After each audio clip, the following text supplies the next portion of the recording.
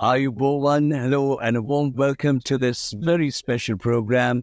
Well, we are here to talk on a very important subject, and that is of higher education, because unlike ever before, today there's a lot of emphasis on this subject, and I'm happy to have three personalities from Lincoln University who have joined me on this program.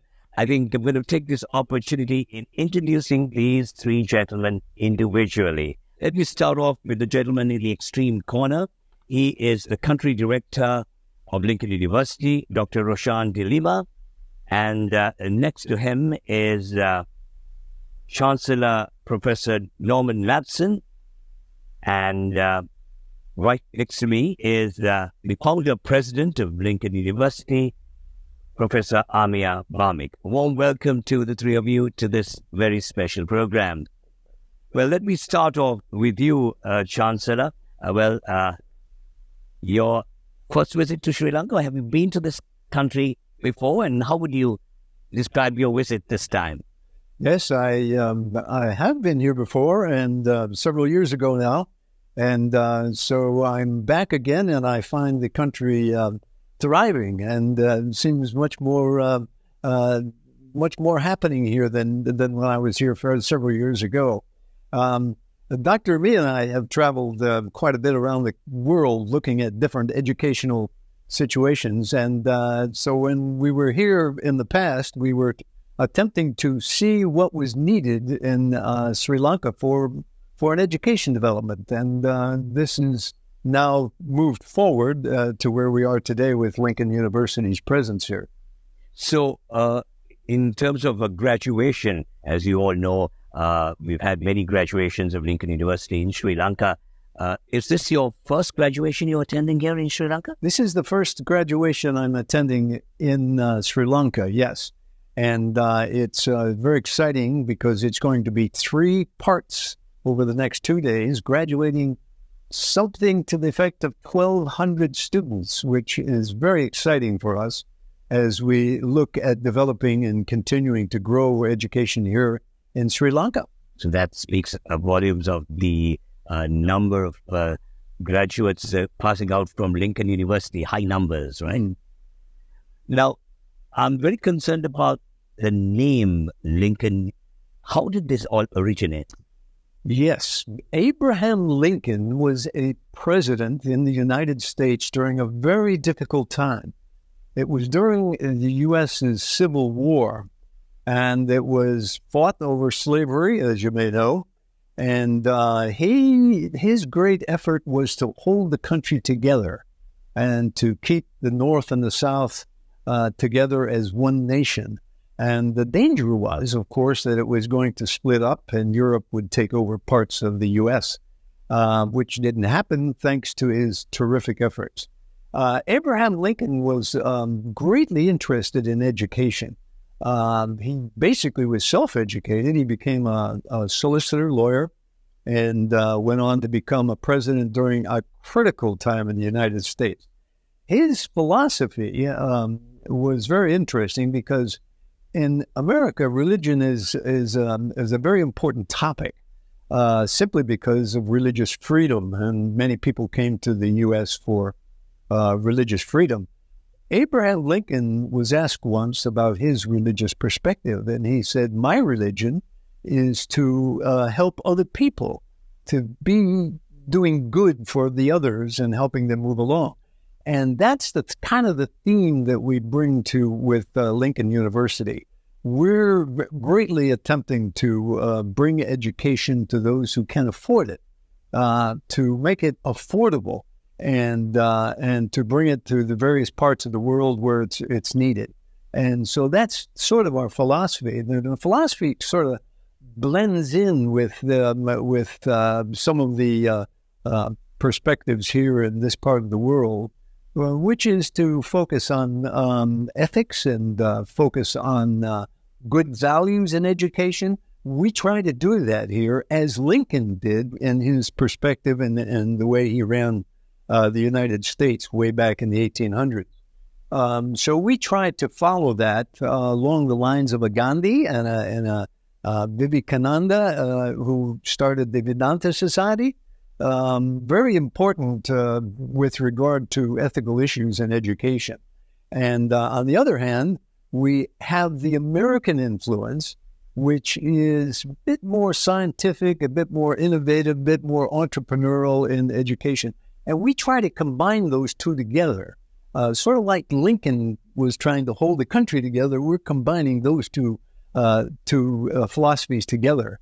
And so in that sense, we chose the name of Lincoln way back when, 4 decades ago.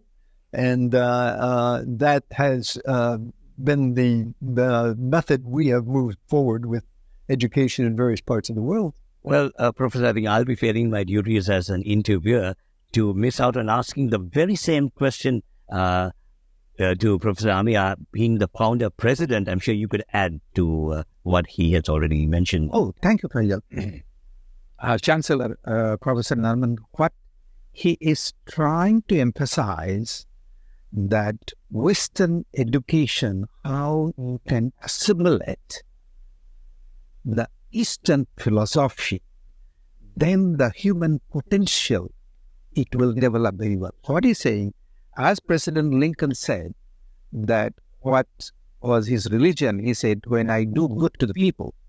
Same way, what he was trying to say, that the founder of Vedanta Society in America, which is Swami Vivekananda, which comes from Asia, and what he said, service to the humanity is the biggest form of religion.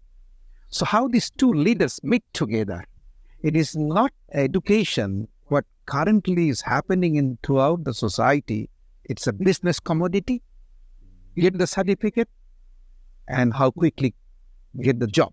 So is that your perspective to the philosophy of education? Yes. And we shouldn't have that. And that is what Chancellor was trying to say, that Lincoln University, Malaysia, is trying to bring the education that how you can do good to the people. And that is what we are doing. I mean, Sri Lanka, not only Sri Lanka, all over Asia, you will see the Lincoln University, Malaysia, it has become like a family name, house name. Because, as Chancellor said it very clearly, that affordability, where even during COVID time, a lot of university has been shut down, a lot of colleges have been shut down because they were not based upon the foundation. The institutional foundation is very important.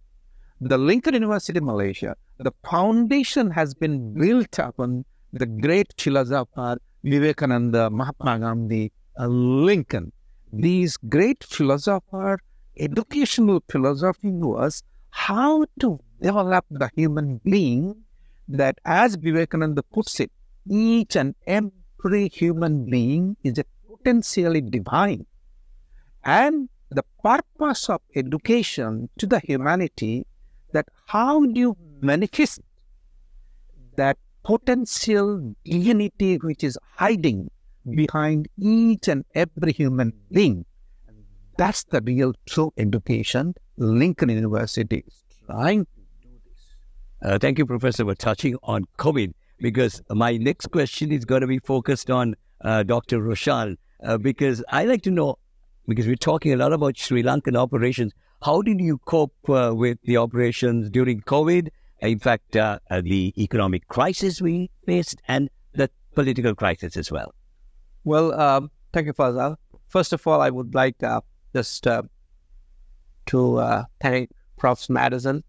He had traveled, 24 hours, maybe more than that, to reach here. So it was really challenging for him at his age. So I would like to thank him first. And also Prof. Amia, the president. He was always, he's always with me. He's always with operations. I would like to thank both of them for being here. That's the first thing. Well, I was very careful with the questions that you were posting at me. The first is, the political unrest, I will not touch that because you and I, we both know we are not politicians. Exactly. Okay, fine. The rest, the COVID, yeah, it was really challenging. As Prof. Amia has been a mentor, for more than half a decade. he has told the entrepreneurship, who you call, how you take challenges, how you face challenges. It's all about that. If there is no challenge, if there is no, kind of, you don't have to face anything, you don't have to resolve anything. He don't need me. If the problems are not resolved, he will not need me. That desk is not required. That's what he says. The desk is not required. So my duty is to sit here and resolve this. So that's what it is all about. It's all about resolving problems. I know COVID was real challenging because it was challenging for the whole world. Well, COVID, some or other, with the blessings of the true leaders of education, the values. As I said, our Chancellor was talking about the affordability. We went beyond affordability, Faisal. We went beyond affordability. We did not charge the students during that time. You won't believe. That's a wonderful gesture from Lincoln University. Yes, during that time, we did not charge any cent from the students. We kept on delivering. We kept on doing it. Because, you see, whatever is said on the TV or the television should align with the philosophy of these two fine gentlemen who was talking about philosophy, about Abraham Lincoln, about Mahatma Gandhi, and then Swami Vivekananda. That philosophy has aligned with our doing inside. So we did not do that, and we gave extensive support to the students in terms of finance. That is one thing we did, and we kept on going. Our faculties. So, and with the great support that the university, as Professor said, most of the people ran away from Sri Lanka. They ran away because you know why? They came here to do business. When they saw the business is not there, they ran away. You see that we have grown up. You know why? The society, or would call the social opinion on us, has changed. Because they know at difficult times, these people were standing by us. That student knows that. Because you see, our demography, the majority we cater are professionals with the government. They are with state. When the political unrest, the second question, the political unrest, because of that, I'm not talking about that, I'll leave aside that, but I'll talk the outcome of it. We were out of school, we had a fuel crisis.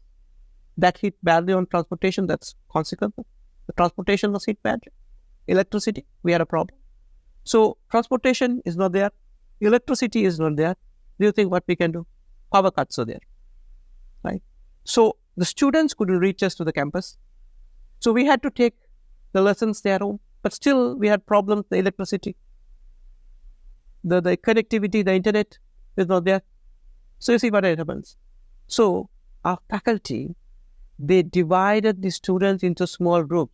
The same lesson was taught many times. Because you know why? I'll tell you why. The devices will hold only for 1 or 2 hours. The mobile phones. See? So it was real challenging.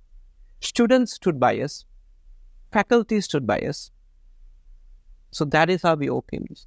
Because we were not going behind a business philosophy. We survived. I would like to thank the fine gentleman over there, our president, and not far behind, Prof.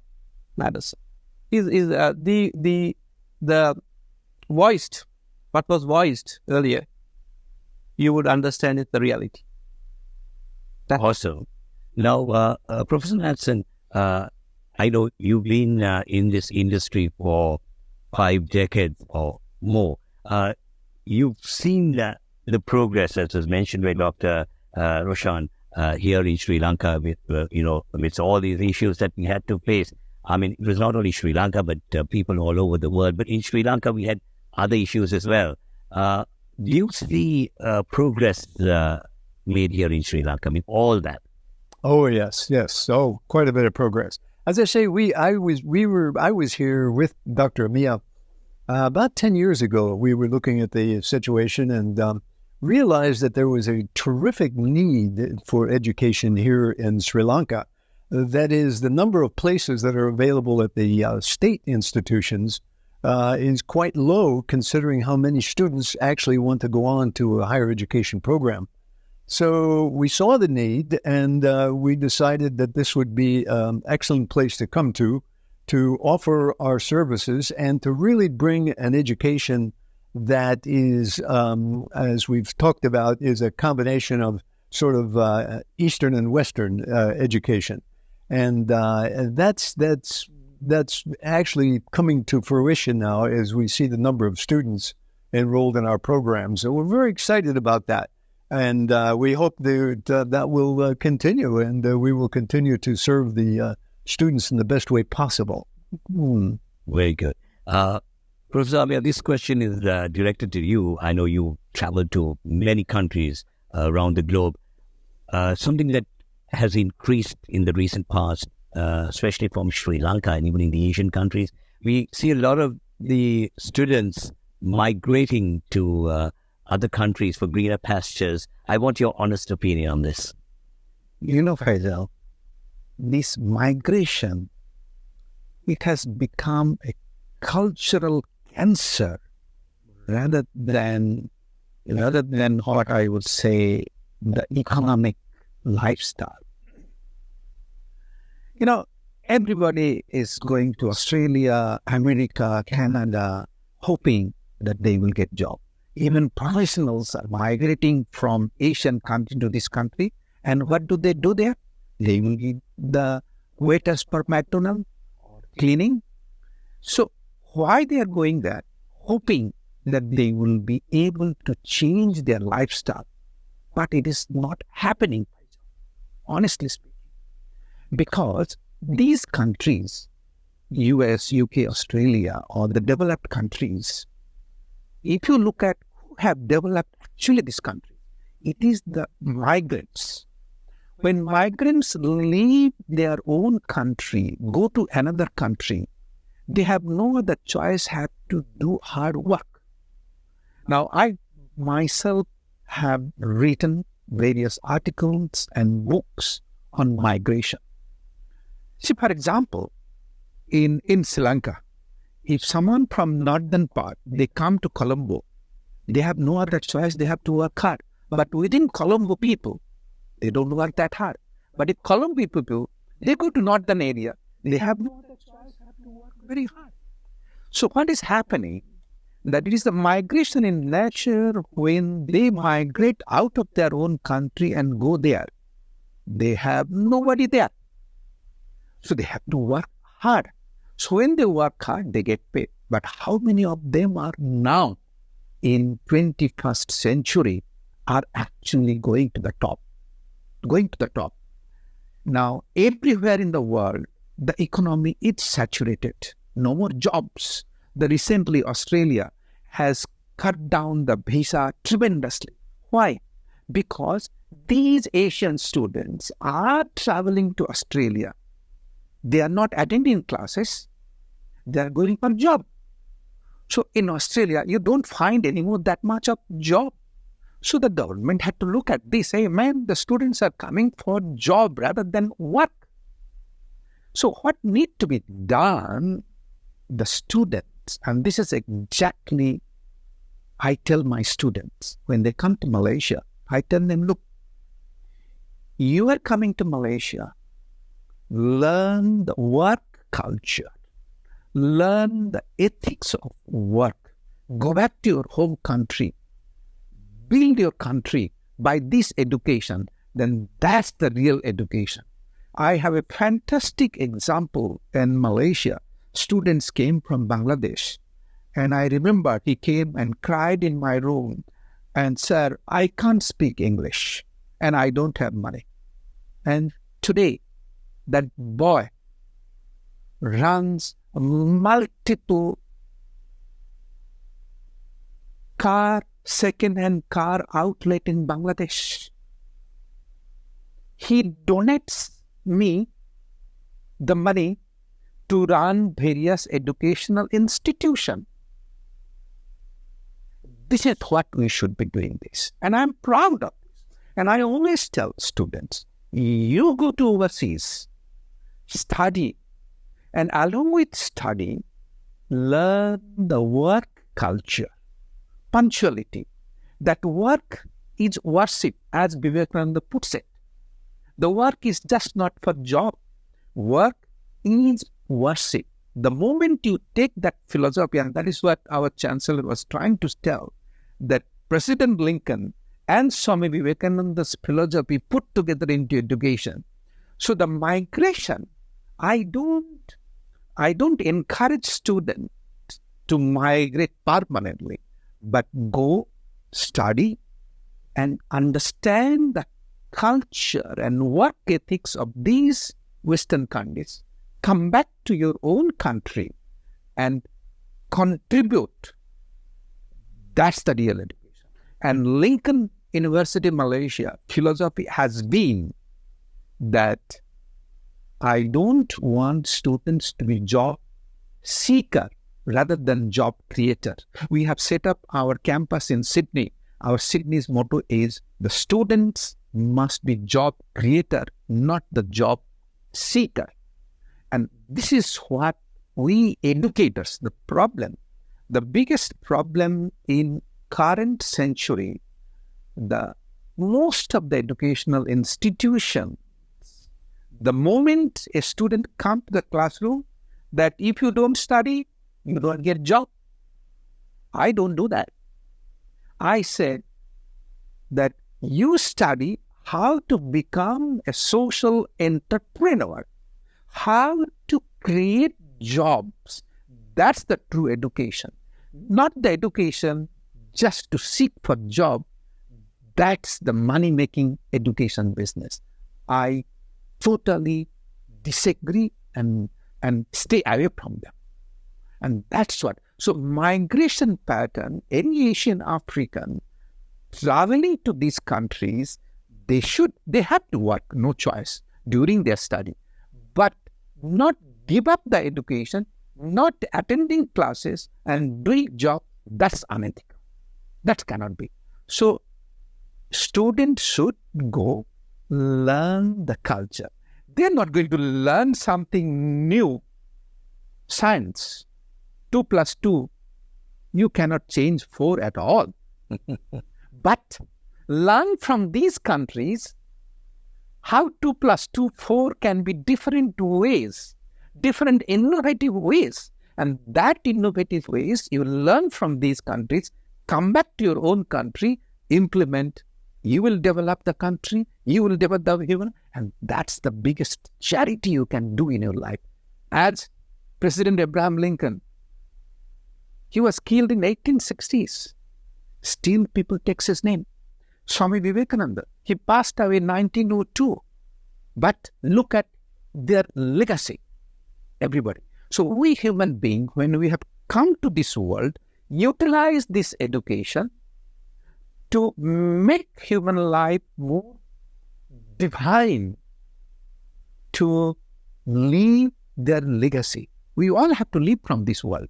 Nothing is going to go with us.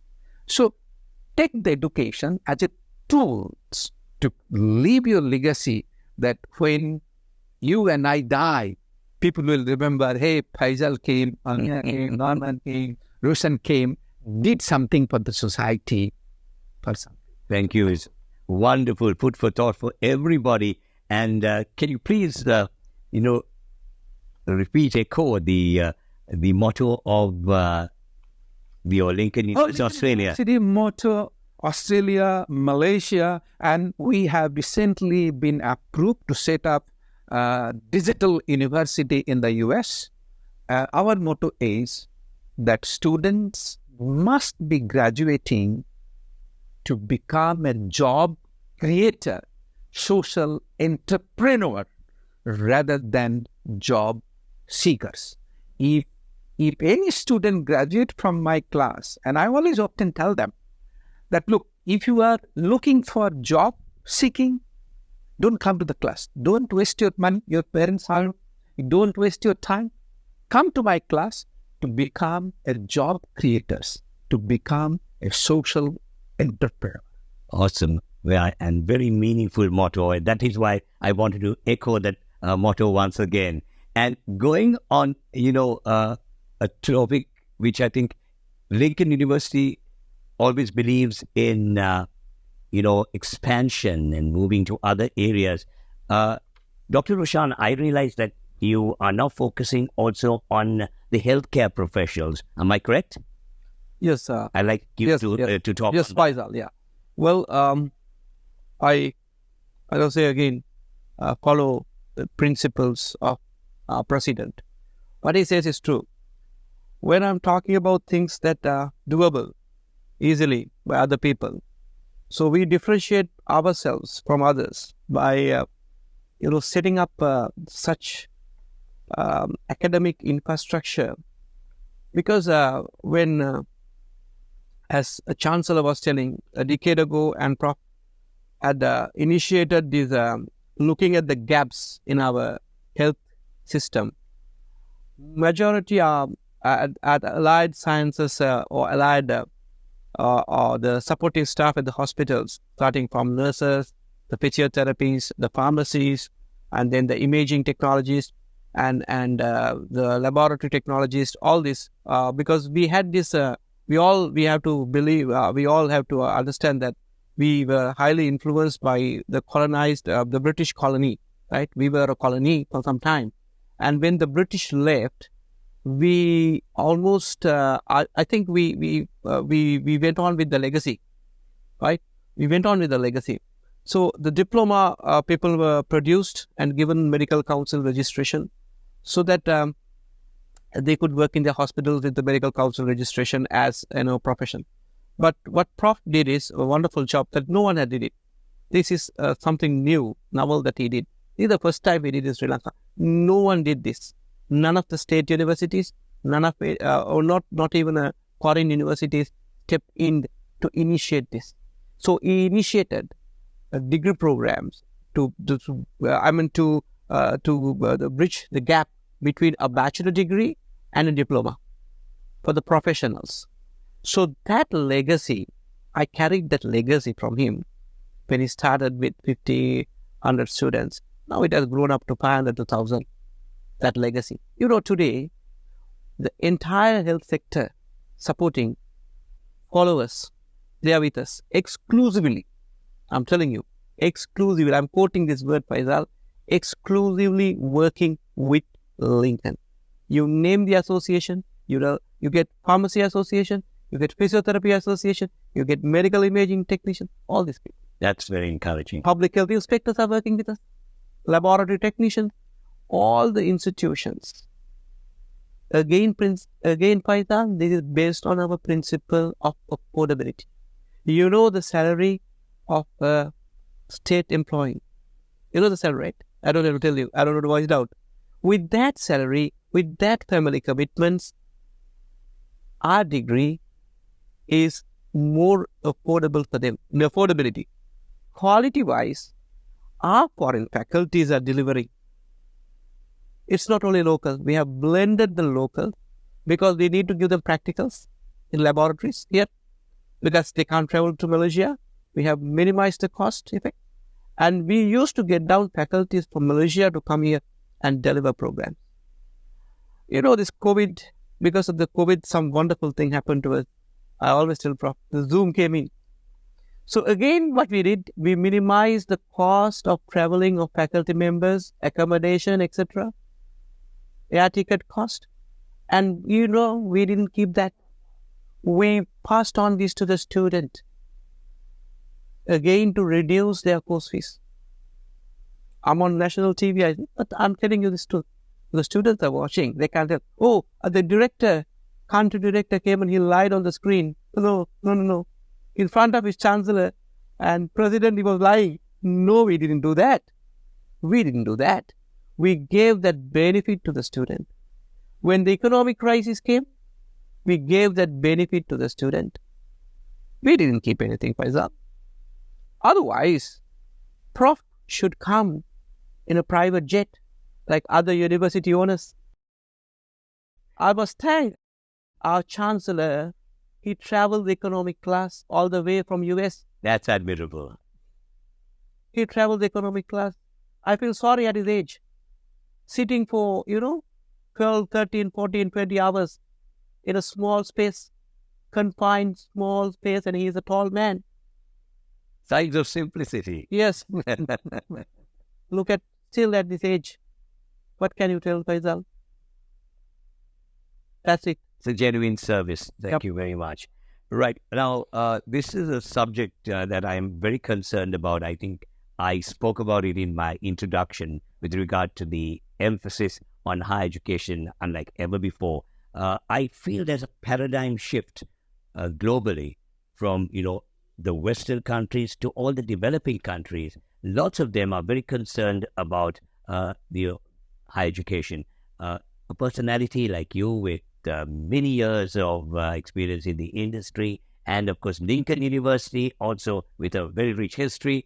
I'd like to know about your comments on this subject of globally a paradigm shift towards interest in higher education from the developing countries. Do you agree on that? Well, I very much agree. That's a very important shift because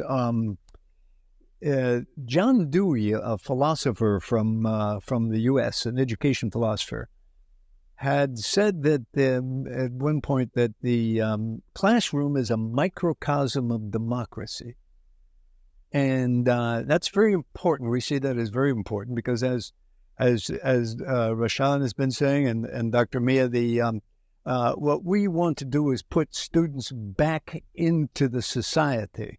And the way the classrooms are run and the way our education program is run is really combines this Western and Eastern together. But it really prepares people to be a contributor to the society in which they live, to their civilization, and that's very important. I might say also that my background is I've been educated in America and I've been educated in the UK. So I understand the two systems, and bringing the two systems together is really important as we go forward in the developing nations. Very important to have an educated populace who can contribute in entrepreneurial ways to develop new programs, new businesses, to look at things differently than in the traditional way. So that combination has been really important, and we hope to continue to bring that to developing countries. Well, Professor Amia, I would like to ask you this question. Maybe Professor Mads can also add to it. This is with regard to geopolitics. I mean, do you think that the academics, the intellectuals, can contribute to make the world a better tomorrow? Oh, yes, I agree with you, definitely. See, I often say it is the educator's responsibility to develop educators. We are the educators. Now, the educator's mind needs to be trained. Look at our ancestors. Our ancestors, they were educators. And what they used to emphasize? They used to emphasize you need to have a discipline in education. Discipline. When you talk about discipline, in terms of rules, regulation, ethics, society development, our ancestors, they used to think about how the human society will be developed. That's how President Abraham Lincoln lived about it. So President Lincoln, he was an educator. So what education he gave us do good to the people. So as the educators, as we are the university owners, the management, it is our responsibility that the curriculum is just not getting job. Curriculum is just not making money. The curriculum should be developed in such a way to match with the globalization, along with Swami Vivekananda puts it, that create some kind of confidence, that believe in yourself, as Mahatma Gandhi puts it. So through that, it is we the educators, we the academics should bring into the classroom, and students should practice it. And it should come from the primary, secondary, university. So you've got to put constant injection. People don't like to take pills, right? Do not. So injection. So our education system, we the educators, we the owner, we the management, constantly remind ourselves what is the vision, mission of the educational institution. Most of the time, the current education people, they keep the vision, mission for the sake of keeping. But vision, mission should relate to the daily operation. And that's what Lincoln University, Malaysia, has been in the forefront. So we remind our educators, we remind our faculty members that you have taken noble job.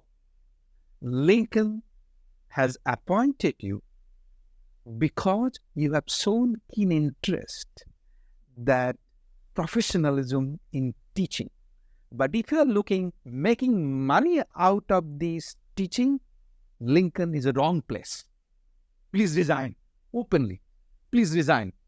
Don't waste your time. Don't waste my time. I'll find many people.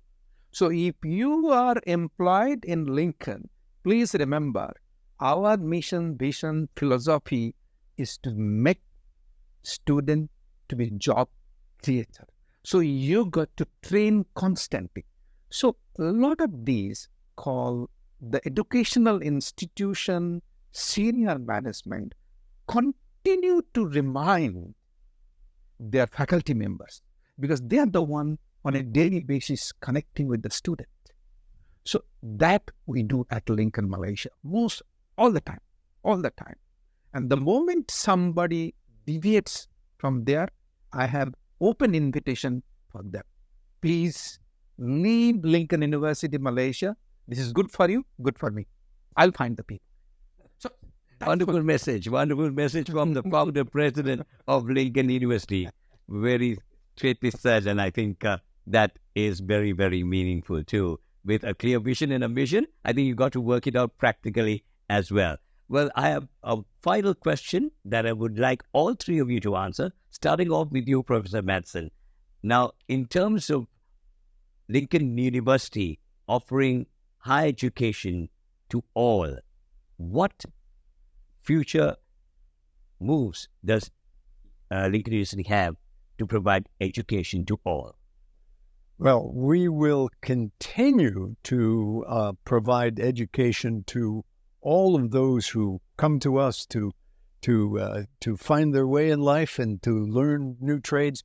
And again, we bring together both the more classroom-oriented, degree exam-oriented UK program with the more practical, entrepreneurial American program. We are a nice blend of the two. So we will continue to offer this to students and to bring them into a new educational experience that will help them become very successful and move forward in different directions and as they go through life. So we're very excited about that, and we feel this is our mission, and we will work very hard to do the best we can to accomplish it. Wonderful. You know, what do we want to do? That until now, the international education used to be for elite classes. We have been practicing that no more that elite classes, that international education for everyone, whether you have money or you don't have money. And that's what during COVID time, what my colleague said, Dr. Roshan, that a lot of institutions shut down, a lot of institutions did not take care. We literally did not charge any tuition fees.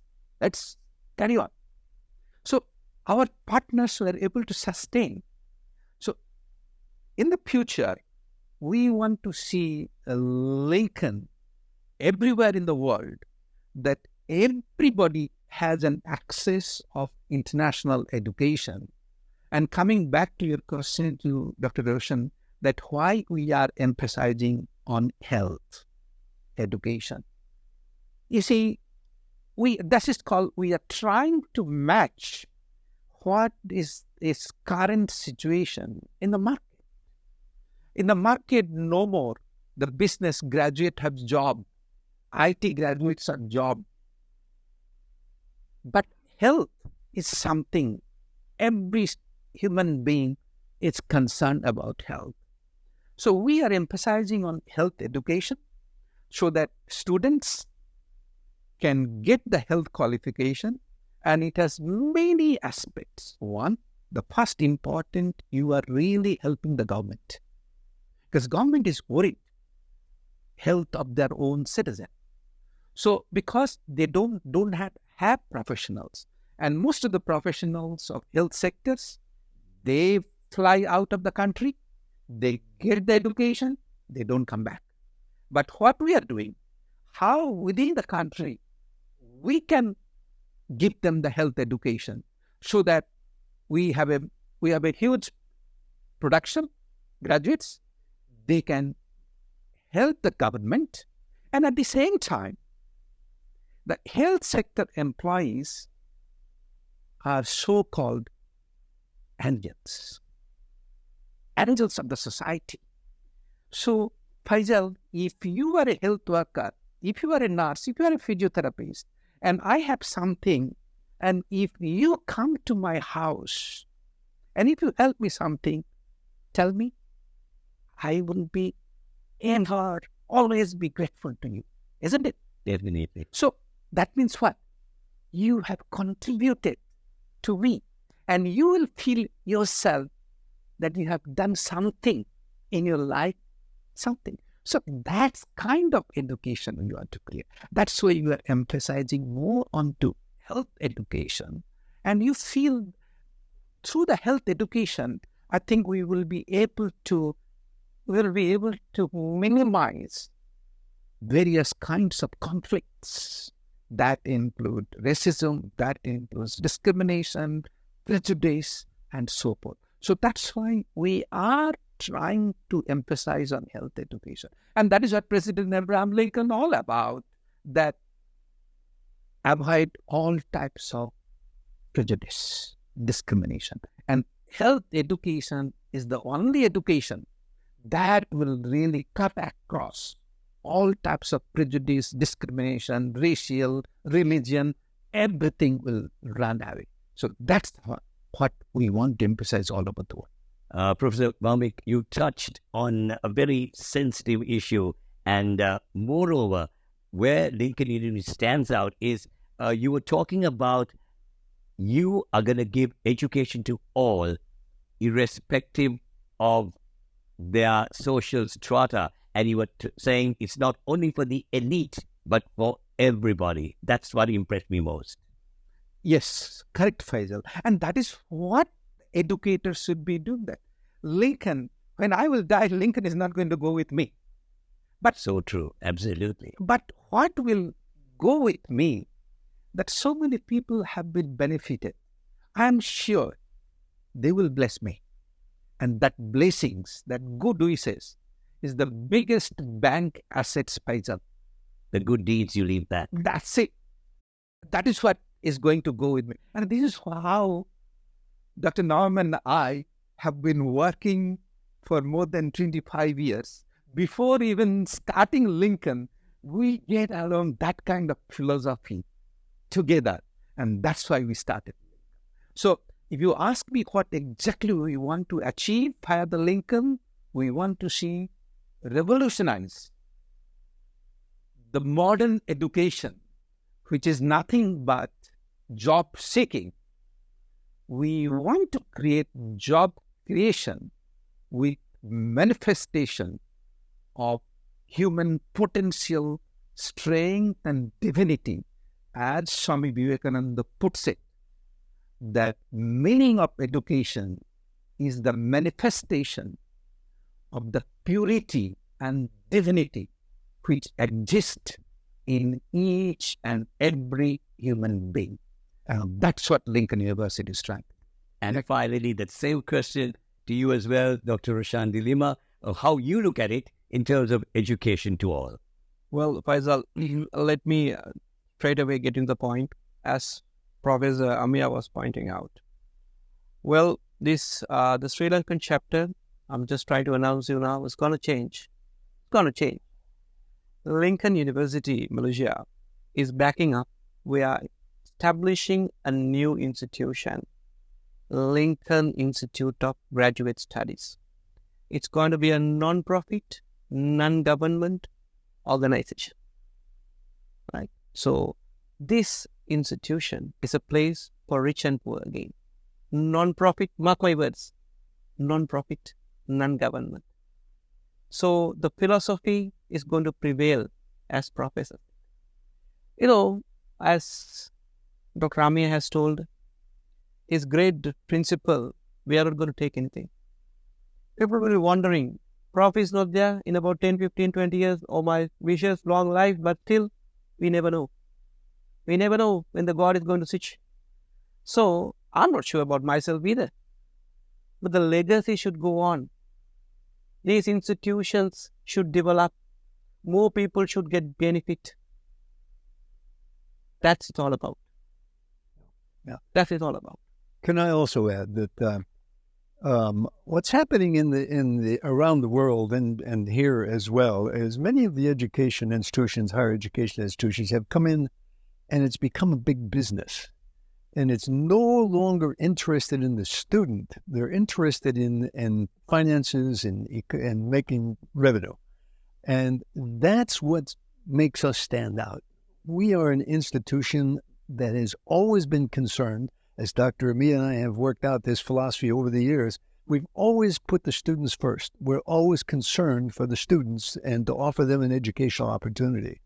Whereas in America, in the UK, here, everywhere, the other institutions that come in charge much higher fees. They're interested in making a lot of revenue, and if they can't make the revenue, they leave.